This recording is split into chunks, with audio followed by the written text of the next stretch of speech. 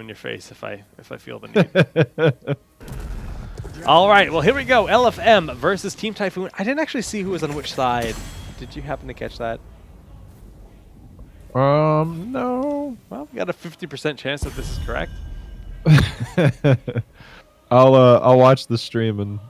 Oh wait, no, we didn't have the lobby up. No, I did not. You know, we'll just talk about the bans in general. Tychus being banned, which means this will probably be a first pick to Haka because they know they'll be committing to double warrior. Let's see if I'm right. Or I don't know. I mean, basically, you look between Mouth, Dahaka, Varian, etc. for your first pick. So, makes sense. Well, I get their Mouth, Ragnarosi, and Varian. The classic combo, the Sulfuris Smashy Taunt. We have not seen that combo executed at all, have we? No, we haven't. But it's, I mean, it's still a threat. It's a threat. Yeah. ETC, Dahaka. I would take ETC. ETC's definite here. But what do you need to pick up your damage? Do you need to pick up? I mean, Falstad. We've seen priority on Falstad, so I mean, you could go Falstad. You could go Dahaka here. If they don't go Falstad, do they have to ban Li Ming because the burst potential? I don't think so. I mean, Li Ming's obviously always going to be a threat. Her win percentage is really tricky. She's always actually been either really hot or really cold. Like when she does well, you know it because the resets come in. But I don't know. I mean, I like her on this map. How well it fits, I don't know. They're going Diablo instead of ETC. Interesting. Oh, the Wombo. Are they going to throw Jaina in the back end of that? That's possible. VP, APOC, Roots, Ring of Frost. One of the first games I ever casted was like an amateur game, and it was 2-arc. And they pulled off a similar combo. I don't know if Diablo is part of it, but they most definitely had the Jaina Zeratul Mouth because the Roots were 2-arc used to love trying to get Wombo comps. That's like what they did.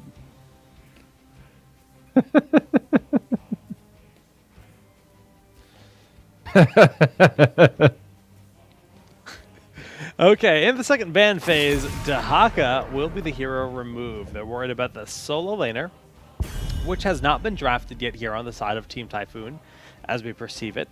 And they're going to hover Falstad to respond, just taking 2 globals out of the mix. By banning Falstad, you kind of take it away from yourself. Do you go another frontliner like Thrall and then back it up with Jaina? That way you have your solo laner, your front line is strong, and then you really have to rely on the combos off the VP. But I mean, it seems like the direction they might be going. Yeah. Most likely. Let's think about LFM though. I did not expect a Medivh. I mean, I guess if Medivh doesn't get caught in there, you can leyline the enemy team. Leyline Sulfur Smash is also very powerful. That is true. That is very true. But we don't see a ton of Medivh on Dragon. He's not bad on this map by any means. He's very quick in the rotations. The portal can open up all kinds of opportunities for ganks or escapes. And again, you know, vision is power, especially here on this map. And you got a permanent bird scout. It makes it tough to find those ganks, especially as a hero like Zeratul. Li Ming and Vala both available. I feel like, I mean, you already have the APOC, the combo off of VP, so you don't necessarily need Ring of Frost. It's just, you know, one of those things that obviously combos very well, but do they go burst damage Jaina, which also has great weight, but they opt to go Li Ming? Is this Thrall? They need a solo lane. They're going to go a Noob. So Noob will be the top laner. Li Ming gives more burst, but they sacrifice the potential ring Wombo. However, like you said, I feel like that Li Ming pickup is largely in response to the fact that Medivh can counter the VP, because VP goes down, they wait for the VP in the Ring of Frost, and then Leyline Seal denies them their glory, right? Zeratul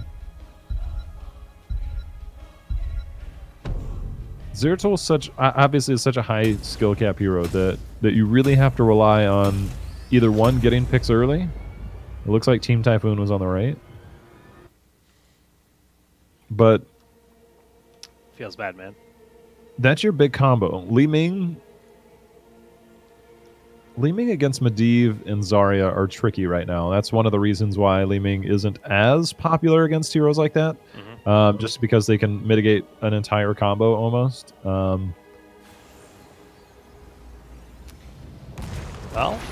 this is going to be a really good series, I think. I feel like these are...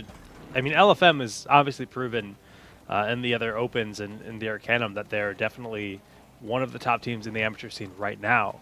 And I honestly don't know if Team Typhoon has entered in the other events yet. Maybe they're a newly formed team. I don't know the full details on them. But I've been very impressed with their games overall. Yes, there have been mistakes for sure. But I'm really looking forward to the series. 5, 4, 3. This is definitely a good test, I think, for Team Typhoon. LFM being one of the top teams so far, as you said. So see what they want to do with this. Instantly, Zeratul and Uberak rotate top. While they're flanking. Yeah, going around the back. Zeratul is flanking hard too. Let's see if they decide to rotate up directly through there and miss. Let's see if he scouts it. You should see him. Traded though. That's a little bit of damage you took there, buddy. Misses his spike. Wow, that was really clean from Mist. He didn't overcommit to the fight, realizing that a noob could be anywhere, and he still gets half the health bar of Zeratul in that short little skirmish. Yeah, that's far more, I think, than you could have asked for. Handlebars throwing Sirius directly into the brush there. Try phase. Okay, Zeratul is finally rotating out of the top. We do see the portal. They're going through, just back and forth, back and forth. Committing to this bottom to clean it out quickly.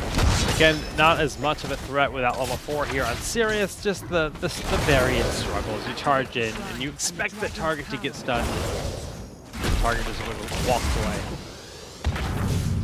Yes, taking a bit of damage. He should have tap there. He's going to go ahead and tap well, leaving Zeratul to the top. Medivh going to come and try and help scout things out, but the rotation mid will be one of the more interesting ones to see who values that experience is the flip and the charge over by handlebars. But right now, yes. Oh, so low. He needs to be careful. Like anything could kill him, like the impale or anything.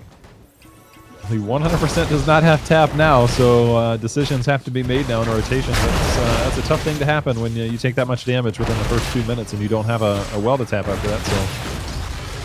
So he's going to go ahead and tap, and he might lose a little bit of experience, but not too much. The Zeratul Roma has been very valuable so far, just putting that pressure on to Mist in the top lane, now capturing this bottom shrine, giving both over as Chef gets Shadow Charge in. The roots will not connect. Good juke there from Chef. If he had died there, that would have been a dragon for sure, but they should be able to stop this. Oh, as I say that. Wait a minute. Just leave BBJ alone? Okay. I mean, he did fly right by him, right? I don't know. Well, early dragons aren't the end of the world. It might get a couple towers. But still not something you just want to hand over. It's the support in there, so they can't exactly be terribly aggressive, but the bottom lane was getting pushed in there. I'll get another wave up here. Traded is going to escort this Sirius. Be careful. They do have the 3-man up here. Sirius does get punted. They give him a portal. I think Sirius accidentally clicked the portal and went back. All right. Fairly even in terms of experience. Slight lead as Diablo goes in for another charge. The roots are going to lock him into place. Sirius taking a lot of damage, Jake. He's got to get out of there. Those shields were both wonderful. I mean, he came off full on Trap Queen, just was spamming Q. Or, excuse me, W, but... Alright, well, still no deaths, a few close calls. Experience is very even though there was a dragon picked up on the side of LFM Esports. 7 will be locked in on either side momentarily, with the first mark camp of the game just now collected by LFM, looking to invade and grab themselves another. It's a risky call. Trap Queen can, of course, give their team a portal. You can utilize this well also. So, invading against Medivh, I don't know if I'd advise it in that situation. They also agree that it's a bit of a risky call. Yeah, they're going to back off, but they're getting a good amount of push right now. Nipping Trap Queen with a few of those magic missiles. That's going to get a bit of damage onto those structures. Zeratul cleaning up mid. So right now, they're controlling the lanes is that of LFM. Pushing in, eating up some of the ammo, taking down some of the towers with that early Dragonite. As you can see, almost no ammo left there. Hecarim doing very well, but missed. He is donezo. 3-man road. Oh my. Bad body block, honestly. That was quite sloppy here from LFM. That should have been a free kill. Fire Ward, I think, helped there through some of the burst damage. So they could have body blocked it for sure, though. Yeah, the interaction between the spines coming up and the charge, it just kind of bounced a little bit in place. Well, level 7, Master's Touch will now begin its quest. Pretty standard guards, though. Victory Rush at level 7. That is not something I think I see too often at all for Varian. Yeah.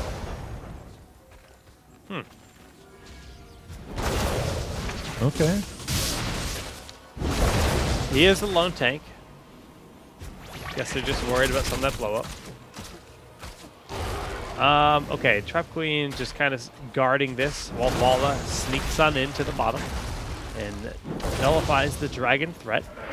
We do have the attempt here up top. Do they have the damage? Misses, getting very low from Graded, but they might be able to turn it around, and yes, they do. Hecarim is also in a bad spot, so he's got to back up and tap the well if available. Yes, it is. Yeah, that was a huge commitment. You know, I was looking at a questing talent. Vala went Creed of the Hunter, and it looks like she's obtained about 2 shots. Oh, he's okay. Wait, 2 shots? If you look at the quest bar, it's like barely like a dot of yellow. I think Cleanse was just used on handlebars. He's going to be body blocked into this position. Apocalypse will be cast as a result to try to get him out. Twilight Dream also used with the Rain of Vengeance, keeping him in, but not enough for the kill. His handlebars will tap the well and look to re-engage. Chef and Sirius both quite low. Shadow Charge, this nice shield. Yeah, nice shield, but Draded going in again as Zeratul. The taunt onto Zeratul. No follow-up, but none needed in terms of heroics there as Zeratul falls again. Draded getting a little bit over-aggressive multiple times now. Sirius is going in. He's got the shield. That's going to nullify a lot of damage. Is he too deep this time? The Ancestral will top him off at the last possible second, and Trap Queen is getting so many stacks for that Master's Touch. Got to be careful. Liming looking to try to put some pressure onto that. Medivh will not hit with that orb. That's scary. The camp at the top actually got a little bit of push. I was checking the mini-map in the meantime, but right now, top shrine controlled by... man, I've always forgot the name. Mist has got it, yep. Team Typhoon. Yep. So Sirius just doing his best to hold mid. Zeratul will reclaim top, but we do see Trap Queen reclaim bottom. Giant camp being left side. Very even game so far. 2-0 in terms of the kills. Yeah, despite the early Dragonite pickup, it was not very impactful, but right now there's the taunt onto Diablo, no follow-up. Very healthy, and of course he does have full souls stacked, and very difficult to kill until you can, once you get those kills down, those stacks are gone. It's much easier, but you got to get that initial kill. Okay. As you see Trap Queen get the scout on, as both the shrines are under control. Mist has not yet committed to going towards that top shrine. He's lingering, thinking about it, waiting till they go in before the distraction. The Roots force Chef into an odd spot, but the Burrow charging onto Varian, not going to catch Ragnarok. Sirius might die here. Is there a portal available? Leyline Seal is cast. The Apocalypse goes down, keeping Sirius in place, but he makes it through the portal. The heal coming through, but the Shadow Charge in onto March will end up getting the kill onto Vala. Oh, the resets leaving so close to getting another one. Trap Queen barely able to get away. Keeps It's now Molten Core's been used. They got to get out of here. There's the swing. I say it should be 1-7, but Sophia's smash comes down. Doesn't land in the middle, so no stun there. They're thinking about following up. Trap Queen continuing to be aggressive. Roots are going to keep Varian in place. We should have a disengage here. Man, that was a crazy fight. That Apocalypse that clipped Varian after the Leyline Seal was cast, like if Varian has got that put them into like a lot more of a dicey fight than I think they expected to be in. Now Sirius is being body blocked, but trying to slip on out of here. Not going to be enough this time as he does end up going down. Chef and Trap Queen are just a little bit too far away. Oh, Miss stepping forward a little bit as well. There's the body blocks we missed as Ragnaros Ancestral's going to land. Can he get a portal up? As Roots are there, taking a lot of damage. And down goes Ragnaros. Can he get the follow-up? Soy starting to come in as the charge by Hecarim is putting some pressure. Diablo again. Medivh, that's all of his stacks gone. Oh, the predictive leaving blast. Wow, LFM. I mean, they stepped out each time, and Diablo is like, welcome to my neighborhood. Come and join us for the party. I mean, he just walked up, grabbed them, and threw them back in multiple times. Yeah. This dragon. How does Diablo work, Jake? He kills his opponents? What's his E button? I eat babies. That was an interesting engagement. Now we've got a level and a half, almost 2-level lead, and a Dragon Knight to come in. They took down the middle fort. The bottom fort should be falling. Can they get the bottom keep? If they can get the bottom keep wall, this is a huge pickup for them. And as you said, I mean, Medivh, that's reset. That's so rough. Like, I love the cocoon usage. You turn Medivh off for the fight. You don't have portals, you don't have shields, and you seclude him. Like, he was a free kill as soon as he popped out of that cocoon. And it's just so tough. Master's Touch is essential to their DPS in this team. It's a difficult moment. All right, Handlebars under assault there. Cleanse directly onto him. All right, Leyline. They should be able to get Diablo. Nice Rain of Vengeance on the PPJ. Twilight Dream buying some time, but the Ancestral Heal is a second too late as Soy has just too much DPS teleporting in and getting a double kill onto that Medivh, and Sirius should be the next to fall. Even Chef in a bad spot here with that Burrow Charge, putting Hecarim in place in the cocoon to keep him locked down. Oh my goodness, Jay Howe. Oh my goodness, is nice follow-up, nice execution, stealing camps. They are the last two fights. It's just opened everything up. This game was really close for a second. I mean, they're not out of it, but they are definitely not making it easy for themselves. Handlebar is the man himself. He's going to scoop up these dragons. He's been such a dominant warrior in the entire amateur scene. Whether he's on ETC, Varian, Diablo, this guy makes waves, man. Yeah, I mean, every time they continue to target Diablo, but with full souls, he is such a difficult hero to take down. They have just been struggling to make it happen. And now they're just taking every camp off of the map. And they're going to put the pressure onto the red team. Team Typhoon. Team Typhoon. Think of a crying face. Is how they feel right now. The two TT.